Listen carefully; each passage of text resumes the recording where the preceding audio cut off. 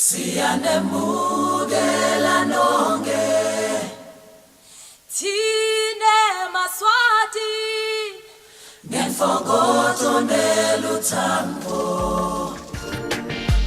It's our favorite time of the day. It's Buhle Betfu time. Umbukeli Swaziland Tourism Authority ihambisana nabo Buhle Betfu kuthata kwekuthi wathi live lakho kabandi uladi kangcono wathi tindzawo letinhle lesinato lapha eveni la Kangwane. Nomphumela kaDlamini Sibongo lona mbukeli angithatha lithuba lekubingelela ngiphinze ngomukele kehlelweni. Setawugeka lona live sibone lokuhle lokwenteka kokilo.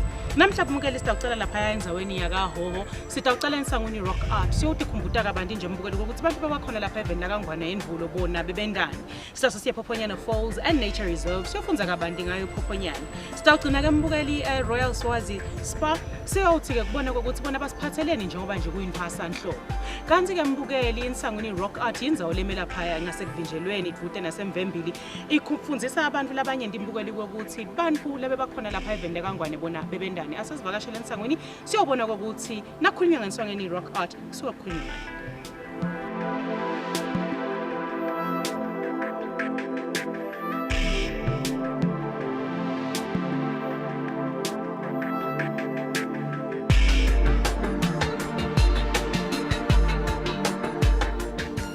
Indzawo yeNsangweni Rock Art itfolakala enhla nesifundza sakaHhohho nawubheka eSpiki kodwa kawuphumi ngakhona uphuma ngendasi kwamaGuga Dam nawufika lapho imidwebo nemibhalo itakulayela ukuthi bheka lena ubheke lena.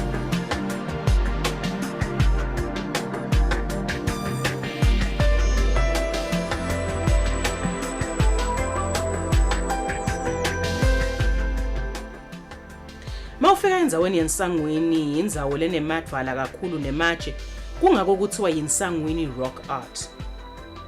Kusuka lapho ke sishiye khona imoto senyukile imizuzu lengabalelwa ku10 minutes bese uyawuka lomunye 20 minutes kuze kuthi utofika kule litshe lenemidwebo yemlandvo leyadwetshwa ama-Bushmen.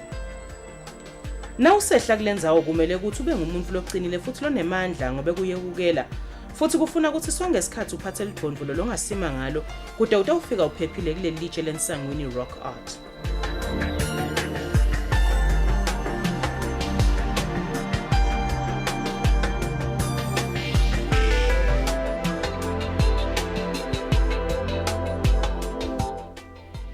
Masifika kulendzawo tengetile Thabethe nguye lonemsebenzi wokuchazela kabandi ngemlandvo wale litshe. This is the place or the home where the Bushmen were living. They were living here in about 20 to 50 people in a group. And these paintings are about 400 to 4,000 years old. So the oldest paintings are 4,000 years old. They were found in 1955 by Jameson and H. Dlamini.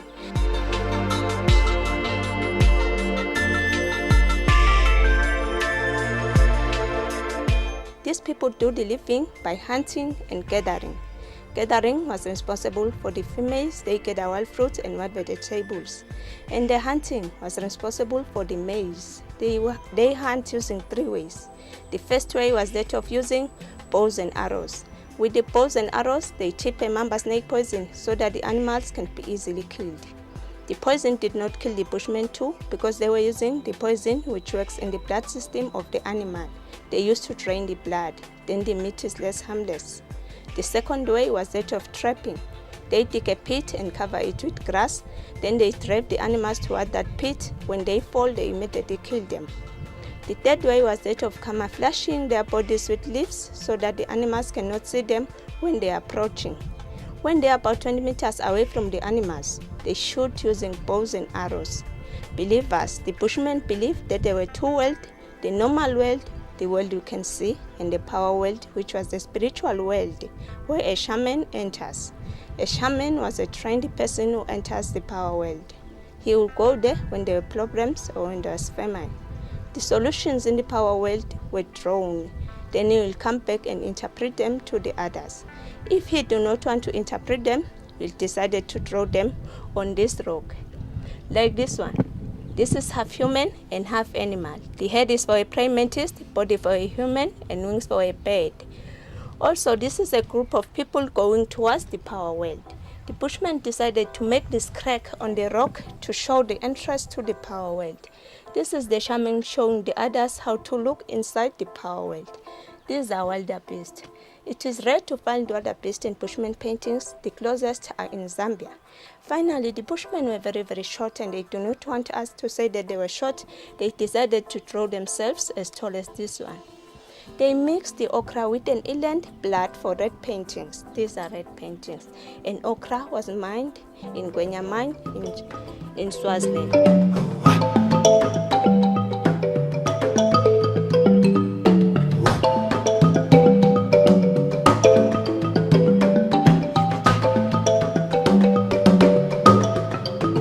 Nanoke ama-Bushmen anyamalala kuleli lakangwane solo kunemasiko lasole eMaswati awamunya kuwo onema-Bushmen lafaka ikhathi kugcobisa intombi ngelibovu na ufuna kuyenda umfati. The Bushmen left the Swazis with two customers. The first customer was that of rainmaking. Around December and January, there's a ceremony in Swaziland called the Ingoda ceremony. After that, it rains. The Queen Mother is responsible for that rainmaking. That is why she's called the Elephant of Swaziland. The second customer was that of using ochre. When a lady gets married in Swaziland, her face is smeared with ochre so that she can be mixed with the ancestors of her husband. So in about 450 AD, the Bantu speakers came from the northern part of Africa with domesticated animals like cattle and sheep to the southern part of Africa where the Bushmen were living. When these two groups meet, the Bushmen started to hunt these animals. Then the war started. This represents the war between the Bantu and the Bushmen. The Bushmen were defeated because they were using wood while the others were using iron. Then they were driven out from Swaziland to the Kalahari Desert in Namibia and Botswana.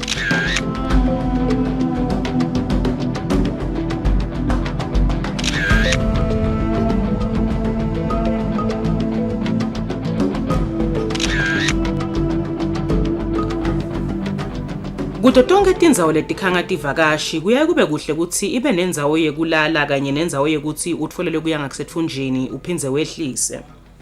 Umako wasesangwini ke ukuleyo mkhankaso wekuthi ugcine unato tindzawo letifana naleto kude kuthi tivakashi tibe tinyendi.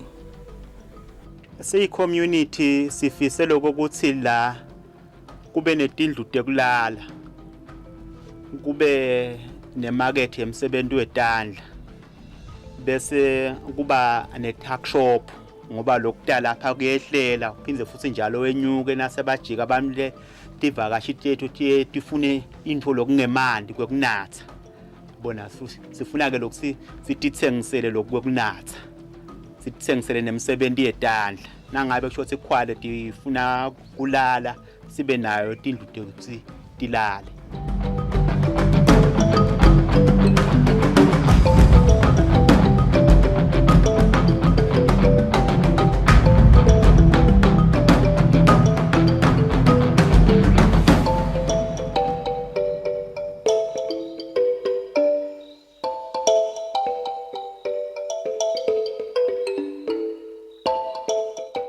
Solo lena ndzawo yekukhangisa iNsangweni Rock Art yavulwa nga-2006 seyende umehluko lomkhulu etimpilweni tebantfu labaphila kulena ndzawo. Labo sumbulana labangena siye silekelele ngabo kulimela tintsandzane nekwekuthi tikim ngaba tikim tabogezi tikim temanti lapha sokushoda khona kuleso scheme kuyokuzingakala ukuthi siye eNdlungulu siyoqela nangabe khona imbahlana lekhona sambe ke siyongeda nekwekuthi ke tikolwa letikhona la ngephasi kwemphakathi waseNsangweni ngabe kufelfastelo esikolweni ngabe kufika esiphephe kwaphephuka lithayela leso sikolo sinelungelo ukuthi sihambe siye eNdlungulu siyawuqela nayikhona ke imbasha iNdlungulu iyakhokha.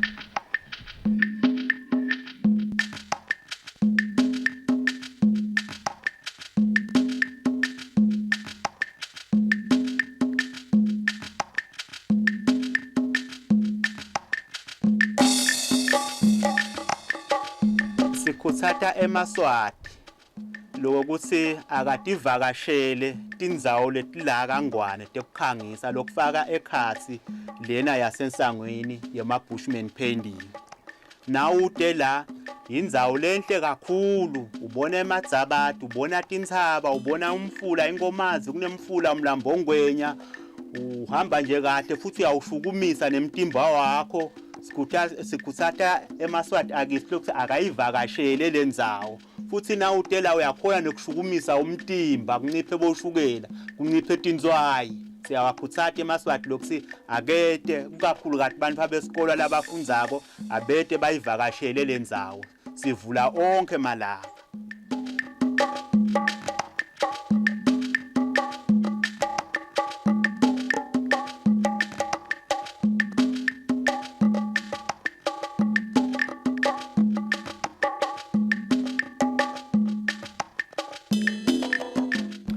Lenhle mbukeli ukubona ukuthi lapha eveni la Kangwane nathi sinato tinzawo letinemlandvo kanti ke futhi sinesifisa ukuthi tongeke kude nebantwana labo tabakhona kusasa batofunza kabanti ngaleti tindzawo.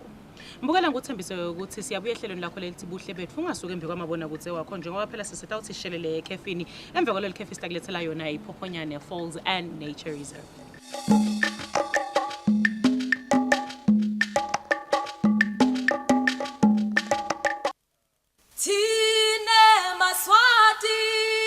Siyanemukela nonke Thine Maswati ngemfokozo neluthango.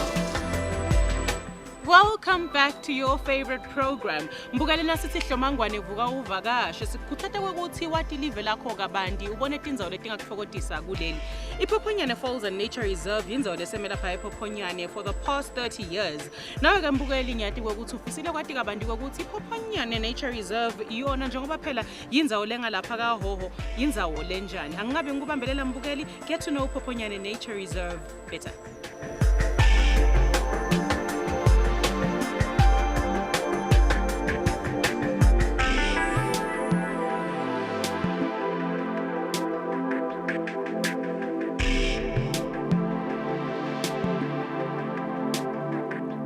Phophonyane Falls Lodge offers a diversity of accommodation for up to 24 guests. Their cottages have self-catering facilities and are set in spacious private tropical gardens.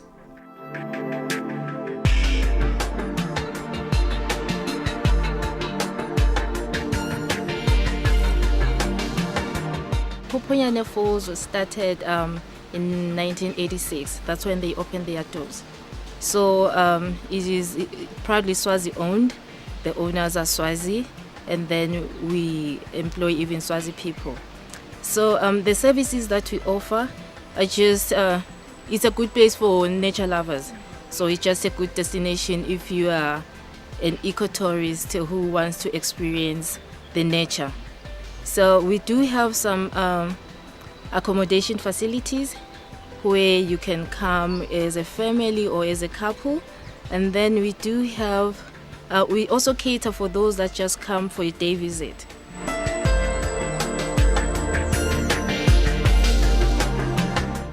Their tents are perched on secluded viewing decks, nestled in the riverine forest over the water's edge.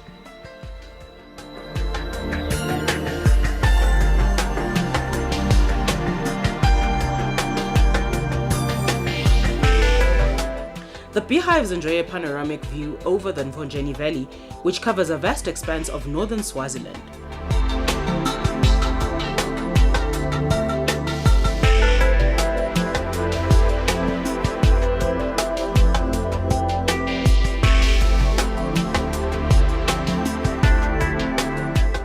Their double-story thatched cottages and luxurious beehive huts are based on traditional Swazi design. Each unit is individually woven into lush fabric of the subtropical forest, which permeates soothing sounds of cascading streams and birdsong. We have some the vegetation, the flora and fauna. So here at Phophonyane we are good. We are just big in birding. So if you want to come and do birding and see the birds and then just walk in nature, this is a good place to come and experience the natural experience.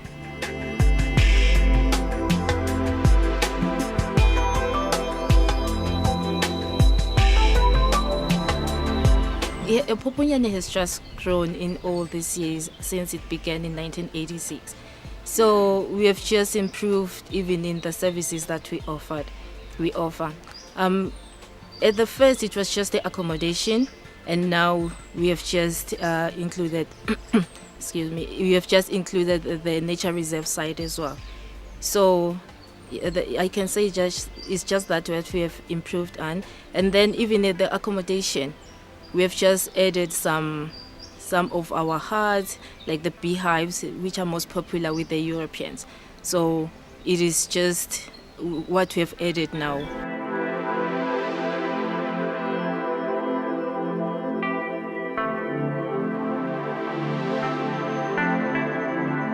I will encourage the Swazis just to come and see the natural side of Swaziland. Poponyane is the very best place where you can come and just view the nature, just be in nature, just be one in nature. So this is a very good place. It's very a quiet place. It's a good place just to come and relax, leave the busy city, and then just reconnect with nature. So even the prices are affordable. So even it will be very great that Swazis can come and experience this nature experience with us.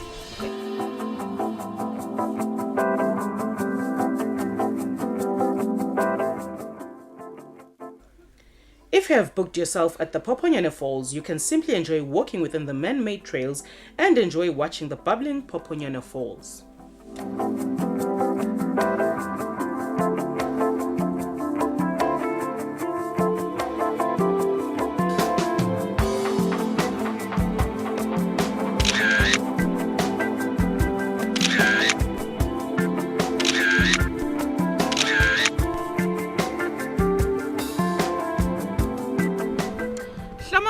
Vuka uvakashe, welcome back to Buhle Bethu Mbukeli. Sikhuthata ukuthi wati live lakho kangcono ulatika bandi watina lokwendeka kukulo. As the seasons change, so do our lifestyles and the food that we eat.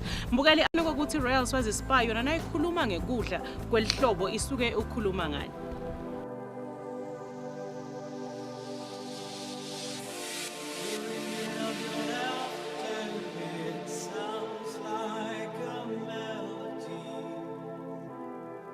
Forbidden places we'll go for a while. The ringing of your laughter, it sounds like a melody. To those forbidden places we'll go for a Sinivusele emakhaya nasemadolobheni nasetilungeni konke nasemahotela. Igama lami ngiPatrick Makasikhonze. Sigaba sami lapha eRoyal Swazi. Ngi-executive sous chef. Umsebenzi wami kunethiseka kahle ukuthi kwethinanja kwethi ivakashi lite lapha ehotela, kusithi idla kahle, kudla lokuphephile, lokumnanzi, uzothi nakusasa thithi uhamba phindze tibuye tisikhumbule. Siqhubeke ke namuhla kudla lenginiphekele kona. Ngipheke ifishi inema chips yabese iyahlotshiswa ngelilemoni lelinabo pepper ne rosemary kuzothi kube kuhle phela ngoba phela sekungena ihlobo. Ehlobo akufuneka kube sokudla lokuqinile utase bese lokukhuluphalisa umtimba ngoba lesikhathi manje sekunetifo tonke letehlukahlukene lokuthi ukhanza ukuthi iyasikhungatha emtimbeni yethu. So kufuneka sibantu nasiphila sidle kudla lokahle lokumelula lokwakhako lokuphilisanako sitogwema tifo lesithi khona kulesikhathi samanje. Kune fish njengoba ngishilo sekune fish la inema chips gamala le fish iking clip ine lemon butter sauce yabese seyahlotshiswa nema cocktail tomatoes nala ma lemon ne garnish abo red pepper nabo green ne yellow pepper. Hayi ke sethembe ukuthi ndakuthokotela nedakudla nani nasemakhaya akukaduri kakhulu kushibhile nakuthatha nje ukuhlanganisa ukuphekela hawu inzandvokati yakho isnight yafika kubuka kuhle la etafuleni ivana ijabula inhlitiyo kubese kuphakama impilo ekhaya yeluthando. Kanti sibuye nangala kuma slice fruits ethu hawu impela njengoba nibona aqhakazile nawuthi uyabuka la ngathi iphikoko kusho ukuqhakaza kwelikhaya, uqhakaza kwelithando emndenini kubabe namake kanye nebantwana. Bathokote abantwana ababona babe namake banandi bathokotile. Angikhulumi phela nase ngabe sobe sizovakashela lapha eRoyal Swazi lapho ngisebenza khona sikhona khona thina. Afuke sekuphathe ngatandla dotimbili letinothekile. Nawe uthi vuse ekhaya uvele usho ukuthi hayi nakusasa ngidawuthinza nebangani bakho ute nabo. Ama-slice fruits ethu ke ahlukene ngenhlobo letinene. Njengoba sekusehlobo nje kumnandi kodwa. Kunama strawberries lapha. Njengoba niwabona nje amahle hayi ngathi ngilomako akakho babe lohlethi nayiceni kwakho. Uye Spanspeck, uye ne-sweet melon, hayi ama-black grapes phela hamba embili. Ayawakha nawo umtimba abuse abise amasekolo amathathu. Kanti kuneliphopho la. Nawe wendekele wasiyapheka ekhaya wadla inyama yenkomo. Ubese ubisa liphopho lakho sokuthi busi. Sekuyehla nje kuyathamba. Idigestion seyaba melulu.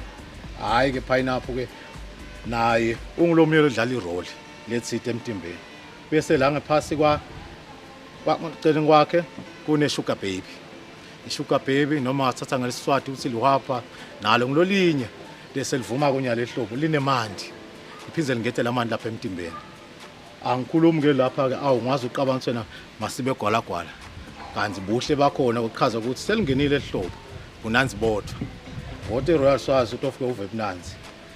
Sikuphathe ngalitonge etandla uthi noma sowudla usho ukuthi hayi nakusasa ngidawubuya.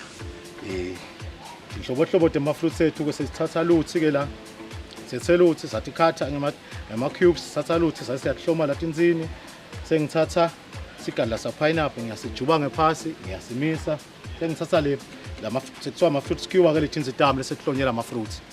So uyadihloma lamacileni yahloma njengeligwalagwala noma mhlawumbe ngathi ipikoko nase ishape lesende nje seyenta buhle. Hayi sekufike lesikhathi ukuthi ke siseve ivakashi tethu lethi sivakashela lapha eRoyal Swazi kule main meal yabo le main course yabo yefish lehambisana nema-chips. Sethembe ukuthi nitawudla nithokote kube mnanzi. Siyende yaba yinye njengokuthi sakhathi buhlobo babe namake batawusikela nemkhathini solo sikhulisa luthando emakhaya nalapha eRoyal Swazi noma nibuka lama cocktail abo nje ayahlanganisa lamakhala zala kule fish. Hayi sethembe ukuthi sitawuthola i-feedback lengiyo sitokhona kukhuthatela sichubeke siwaphathe kahle ama customer ethu. Siphinde sibuye nalethi nanzi ke lapha eRoyal Swazi. Akusito le dark clove ningendi liphutha. Lapha eRoyal Swazi. Nanzi lapha eRoyal Swazi. Njengoba thithi inhlobo tema-fruits lahlukene. Uyakhona ukukhetha ukuthi hayi leli angilikhanuki. Hayi leli ngiyalithanda. So ukhona ukuthi umhlabe uke nje ufunde makwakho ikakhulu le-strawberry. Kube mnanzi bodwa likhaya lithokote umango ume phindze nakusasa nisikhumbule sethembe ukuthi nitawukuthokotela. Siyabonga kakhulu emakhaya.